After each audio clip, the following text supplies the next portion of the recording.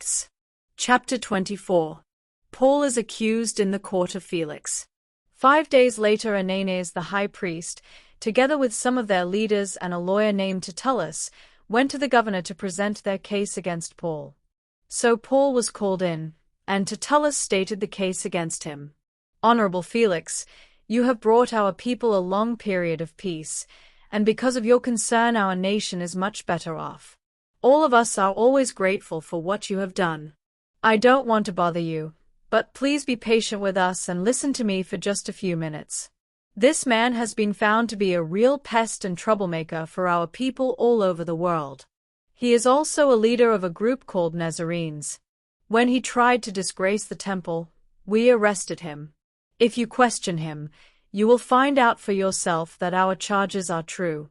The Jewish crowd spoke up and agreed with what Tertullus had said. Paul defends himself. The governor motioned for Paul to speak, and he began.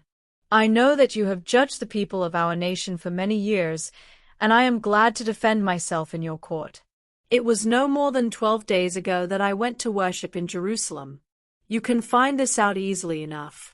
Never once did the Jews find me arguing with anyone in the temple. I didn't cause trouble in the synagogues or in the city itself.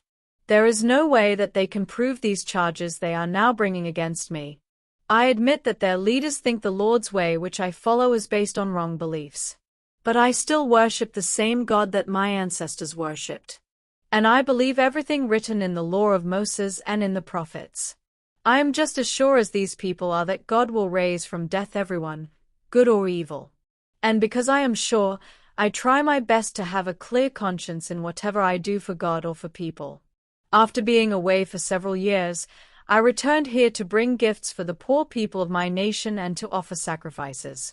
This is what I was doing when I was found going through a ceremony in the temple.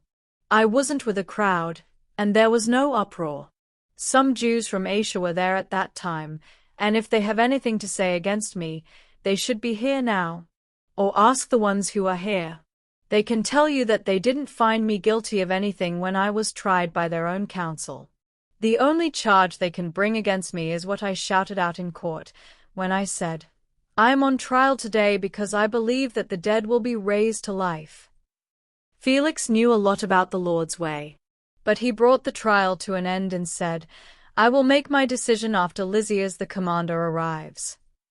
He then ordered the army officer to keep Paul under guard, but not to lock him up or to stop his friends from helping him. Paul is kept under guard. Several days later, Felix and his wife Drusilla, who was Jewish, went to the place where Paul was kept under guard. They sent for Paul and listened while he spoke to them about having faith in Christ Jesus. But Felix was frightened when Paul started talking to them about doing right, about self-control, and about the coming judgment. So he said to Paul, That's enough for now. You may go. But when I have time I will send for you. After this, Felix often sent for Paul and talked with him, because he hoped that Paul would offer him a bribe. 2 years later Porcius Festus became governor in place of Felix. But since Felix wanted to do the Jewish leaders a favor, he kept Paul in jail.